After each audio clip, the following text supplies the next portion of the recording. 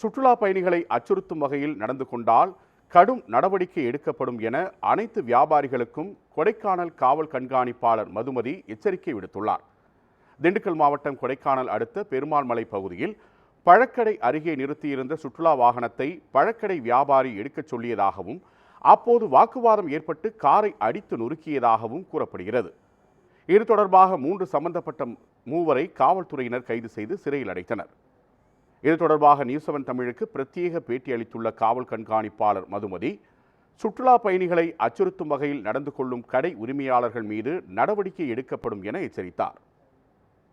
திண்டுக்கல் மாவட்ட காவல்துறையின் சார்பாக அனைவருக்கும் வணக்கம்.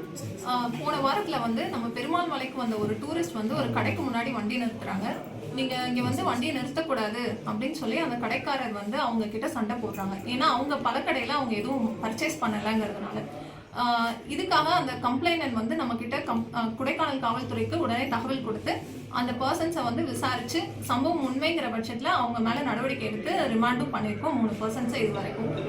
இதன் மூலமாக நம்ம காவல்துறையில் சார்பாக இங்கே இருக்கக்கூடிய அனைத்து பழக்கடை கடை உரிமையாளர்கள் மற்றும் ஹோட்டல் உரிமையாளர்கள் எல்லாருக்குமே நாங்கள் என்ன சொல்கிறோன்னா, வரக்கூடிய டூரிஸ்ட்டை கனிவான முறையில் நடத்துங்க.